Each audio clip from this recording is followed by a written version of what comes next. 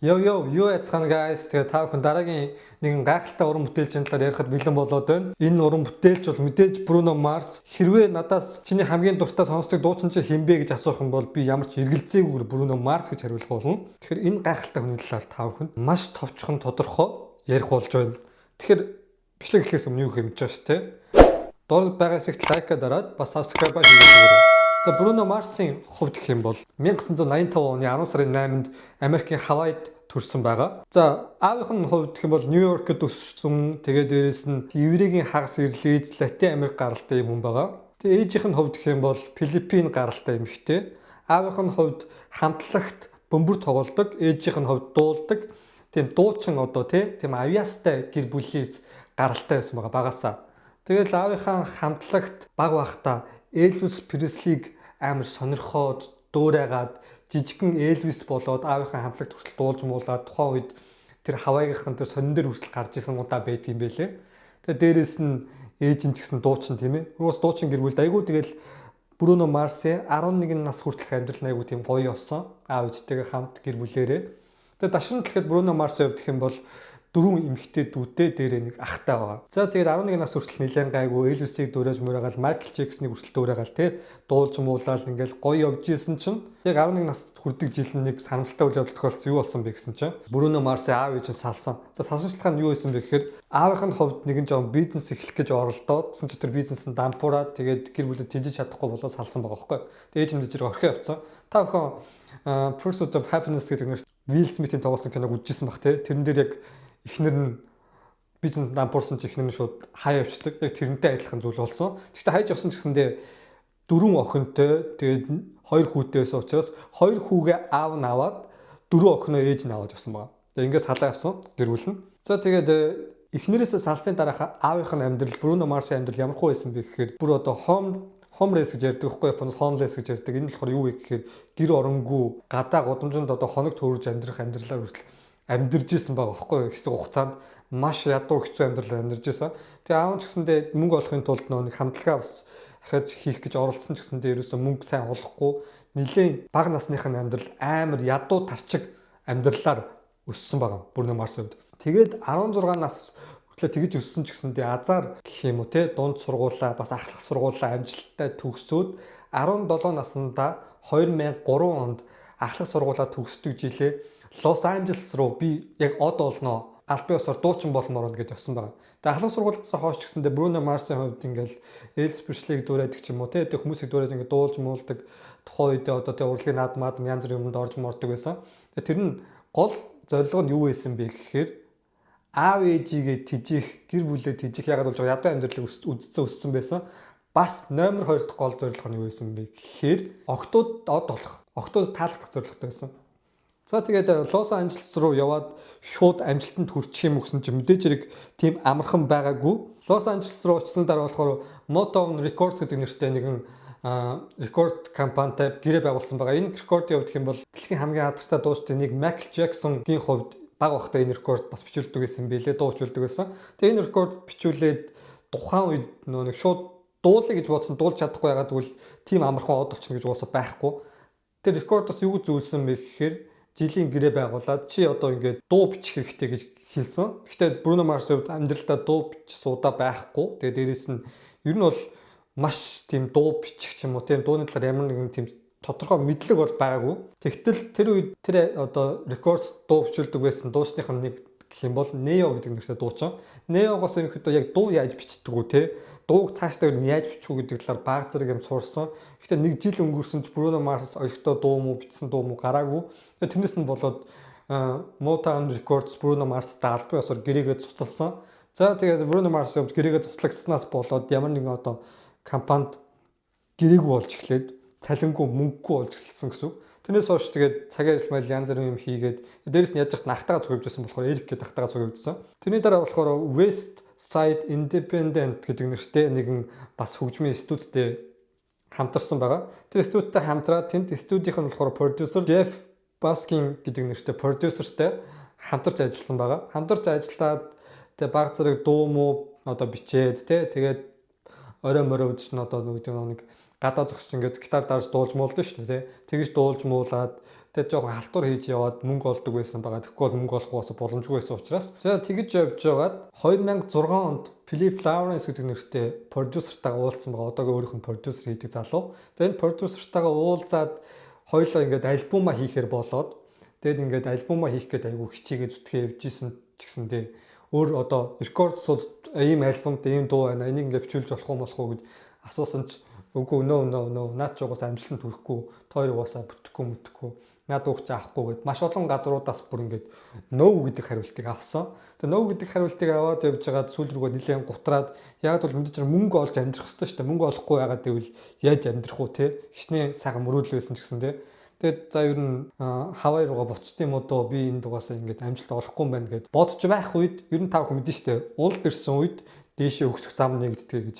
Тэгэд яг тэр уналт ирээд за ер нь буцт юм уу гэж бодож исэн үед тухайн үед бас нэг цуг хамтарч ажилладаг байсан нэгэн одоо продюсер байгаа юм л да. Брэндон гэдэг нэртэй продюсераа юу гэж хэлсэн бэ гэхээр танаа энэ чиний өгсөн альбомч нэг дууд нь айгу таалагдсан. Тэр дууг энэ Menudo гэдэг нэртэй хамтлагт дуулуулж болох уу гэж асуусан. Тэгээд тэр Menudo гэдэг хамтлагийн Ghost гэдэг нэртэй дууг Bruno Mars-ын зохиосон тэрхүү дууг тэр хамтлагын дуулахаар болсон байгаа. За тэгээд тэрнээсээ болоод жоохон мөнгө олоод гэрэл асч эхэлж байгаа хөө пүг гэж жоохон гэрэл асаал. За ер нь жоохон зүтгээд үзэх хэрэгтэй юм байна шүү гэд баг зэрэг ихэд зүтгээд үзсэн. Тэгээд амжилтанд хүрсэн байгаа. 2009 онд Bruno Mars яг 23 наснд хүрдэг жилээ Atlantic гэдэг рекордтой хамтарсан. Тэгээ энэ үед өөрийнх нь бичсэн байсан Nothing on You гэдэг нэртэй дуу бичүүлээд 2009 оны 12 сард энэ хүү дуу маань цацагдаад тэгээ Atlantic та бүр аль биесээр гэрээ байгуулад бүр анхны дуун цацагдж байгаа шүү дээ. Анхны дуун цацагдаал тэгэл дэлхийн нийтээр од болсон. Би ч гэсэндээ 2000-д онд л бүр жоохон бацаан багт шүү дээ. Bruno Mars хамгийн анх Nothing on You гэдэг энэ дууг сонсоод ямар гоё дуу вэ гэж бодож ирсэн. Энэ дуугаар яг Bruno Mars гэдэг хүнийг мэдчихсэн. Тэгээд тэрнээс хойш яг маш олон дуунууд гарсан. За тэгээд энэ дуугаар амжилтанд хүрээд 2010 онд бас нэг амжилтанд хүрсэн дуу гэх юм бол Billionaire гэдэг нэртэй дуу. За миний хувьд Bruno Mars-ийн хамгийн дуртай дуунуудаас гэх юм бол Billionaire бол хоёрт ордог юм дуу байгаа. Тэгээд энэ дууны утганы хувьд гэх юм бол би одоогоор баян биш гэхдээ над мөрөөдөл би заавалчгүй баян болох болно гэж. Тэгэхээр энэ яагаад ингэж ярьсан бэ гэхээр та бүхэн мэдэн штэ те Bruno Mars амьдрал аав ээж нь салцсан. Тэгэд гэр оронгүй амьдрдаг байсан те маш ядуу амьдралыг үз тулсан учраас заавалчгүй би од болох болно, заавалчгүй баян болох болно гэсэн сэтгэл хөдлөлөө харуулж энэ дууг бичиж зохиогоод өөрөө дуулсан байгаа. Тэгээ энэ дуудсандээ дэлхийд бүр маш том хит болсон байгаа. За 2010 онд энэ дуу гаргасан. За дээрээс нь болоог үзье. Дебютээ хийгүүг дууцсан. Florida-гийн Right Round гэдэг нэртэй дуу бол маш их дуулсан, Kesha дамжуулсан. Right Round гэдэг дууны үгийг нь Bruno Mars бичсэн байгаа байхгүй юу? Тэгээд Florida-д өгсөн байгаа. Тэгээд тэрээс цогцоогүй заяа. Bruno Mars-ийн хувьд гэх юм бол Sugar Babies, Matisse Yahoo, Kenan гэдэг нэртэй уран бүтээлчид дууг нь бичиж өгдөг байсан тухайн үедээ нэг дуу гаргаал, хоёр дуу гаргаал. Тэгэл дээрээс нь Florida-гийн тэр дуугаар ч юм уу те өөрийнхөө дебютийг хийгээгүй дуучин маань гинт ингэж од болоод авьяас нь танигдчихсан. Гэтэ тэр хүртэл маш хэцүү замлыг дуусныг бол та бүхэн санах мэдлээ шүү дээ. За тэрний дараагаар уран бүтээлэн зогсоогүй Just the Way You Are Grenade гэдэг нэртэй дуунд гачихсан. За тэрний өмнөх дуу нь болохоор би нэг дууг яриаг өнгөрсөн байна. It's Better If You Don't Understand гэдэг нэртэй 2010 онд өөрийнхөө анхны альбомыг гаргасан. Тэн дээр болохоор The Other Side Talking to the Moon гэдэг нэртэй. Миний хувьд гэх юм бол Bruno Mars хамгийн дуртай дууны номер 1 Talking to the Moon гэдэг нэртэй дуу байгаа. За би энэ дуунтай яаж танилцсан бэ гэхээр 2012 онд миний үзчихсэн одоо хамгийн дуртай кинонуудын баг номер 1 дуртай жагсаалтын кино байдаг. Энэ болохоор ямар нэртэй кино вэ гэхээр Think Like a Man гэдэг эр хүн шиг сэтгэх гэдэг нэртэй кино. Энэ киноны яг дуун дээр энэ кинон дээр гардаг тэр саундтрак гэх нь Talking to the Moon гэдэг дуу гардаг. Тэгээ энэ дууг би сонсоод ямар гоё дуу вэ гэд сонсоод тэгээд тэрний дараагаас YouTube хайгаад тэрийг сонсч байсан. Тэгээд энэ дуудаа ингэж танилцчихсан юм түүхтэй та бүхэн бас хүсвэл тэр нэг Think Like a Man гэдэг киногоос хайгаад үзэж болно шүү дээ. Гэтэ одоо баг нэг сайт мэдүүдээр байхгүй бах. За буцаад хэдүүлээ Bruno Mars руу дахиад орцгоё. За энэ дууг ингээд гаргаад гэтээ яг Talking to the Moon гэдэг дуу гараад дэлхийд ихэнд од болсон. Энэ тэгтлээ амар од болоогүй. Тэрний дараа амар их од болсон дуу нь болохоор Just the Way You Are гэдэг дуу од болсон. Тэгээ тэрнтэй зэрэгцээд Grenade гэдэг нэртэй дуу од болсон. За Grenade-ийн хувьд гэх юм бол миний хамгийн дуртай дуунуудын жагсаалтын Bruno Mars-ийн 3-т орно. Бас гайхамшигтай дуу. Тэгээ 2011 онд энэ Just the Way You Are гэдэг дуугаараа Grammy-гийн шагналд авсан байхгүй. Grammy-гийн шагнал авсан. Үнэхээр гайхамшигтай. 2012 онд болохоор зогсоогүй ерөөсөө үргэлжлүүлэл бүх дуунууд нь хит болсон. 2012 онд болохоор Unorthodox Jukebox гэх нэртэй бас нэгэн цомгоо гаргасан. Энэ дэр болохоор Show Me Treasure Locked Out the Heaven.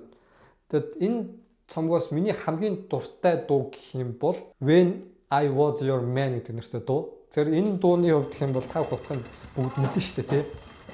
Яг энэ дуу би бас нэлээд бацаан бахта бацаан ч жоохон бахта энэ нэг тийм амар эмоцсон байж та сонсч байсан. Тэгээ энэ аюу таалагдчихсан. Ер нь бол When I Was Your Man гэдэг дуугаар мэдгүй аюу ховор байх те. Аюу гоё дуу. Тэгээд энэ дуу бол бас миний жигсаалтын бас хамгийн дээгүүрт орох юм гайхамшигтай дуугаа. Bruno Mars хамгийн дуртай дуунууд бас нэг байгаа.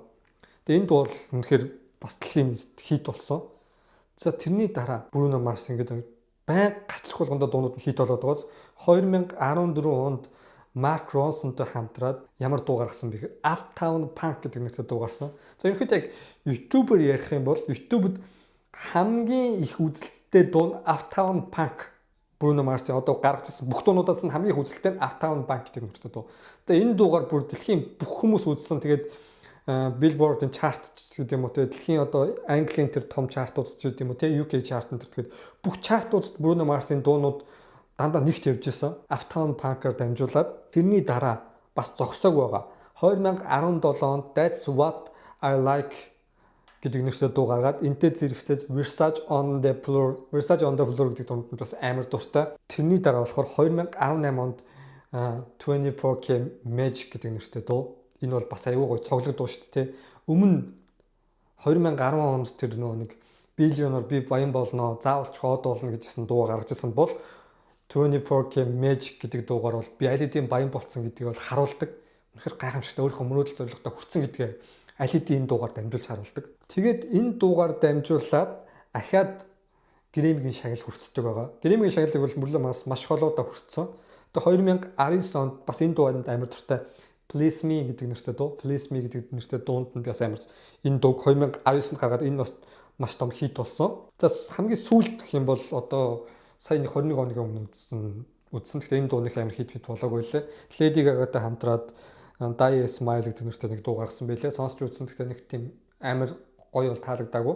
Гэхдээ ямар ч цанс Bruno Mars гэдэг хүн бол байгаагүй бол үнэхээр хөгжим урлаг одоо энэ R&B гэдэг те энэ хэсэг бол үнэхээр хамсалтай өнгөрөх байсан. Bruno Mars бол ялчгүй миний хувьд хамгийн дуртай дуучин байгаа. Тэгээ энэ дуучныхаа амьдралын талаар ярихад үнэхээр таатай байна. Нэг зүйлийг өгчөж. За тэгэхээр Bruno Mars-ийн гэрэлтийн амьдралаас Bruno Mars-ийн түүхийг судлаад үзсэн хэдхэн хүмүүстэй эмэгтэйчүүдтэй болж ирсэн байл яг тийм амар нэг янз бүрийн тийм олон эмэгтэйчүүдтэй явж ирсэн тийм түүх байхгүй юм байлээ.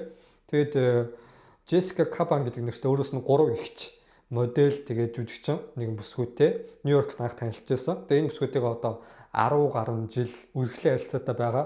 Тэгээд гэрлээгүй. Та бүхэн бас мэдэх байх. Энэ бол нэлийн од болсон хүмүүс гэрлэхгүй байгаад байдаг. Тэгээд энэ шалтгаан нь юутай холбоотой вэ гэхээр нэгдэх юм бол ямар нэгэн байдлаар саллаа гэхэд мөнгөө 2 хуваах хэрэгтэй болдог. Энэ бол хамгийн том бараг шалтгаан нь. За тэгээд заавал гэрэлсэн гэрлээгүй 2 хүн хоорондоо болж байхад болно гэж бас боддог юм шиг байгаа. Тэгээд нэг янз бүрийн олон нийтийн харилцаанд ингэж нэг гэрлэлт салаад янз бүрийн болохгүй тулд гэрэлтгүй юм шиг байна. Тэгээд Bruno Mars одоо 10 хэдэн жил энэ нэмэгтэйтэй үргэлж байгаа гэсэн то ямар ч гэрэлсэн юм байхгүй. Тийм харилцаатай байгаа. Гэхдээ ямар ч тач нэг тийм олон эмэгтэйчүүдээр ингэж тоглож зугаацж явдаггүй. Бас нэлийн сайн залуу. Тэгээд дуулсан дуу болгоно, бичсэн дуу болгоно од болсон. За энэ гайхамшигтай хүний амьдралаас маш товчхон ярьлаа. Та бүхэнд бас миний яриаг үлдээсэн зүйл байвал доор хэсэгт үлдээж болно шүү заяа guys. Тэгээ бичлэг таалагдсан бол юугаар хэмжиж байгаа шүү тий. Лайка дараад манийхан бичлэгэн дээр доор хэсэгт subscribe дараад өгөөрэй. Дараагийн бичлэгээр уулзлаа. Түр бай.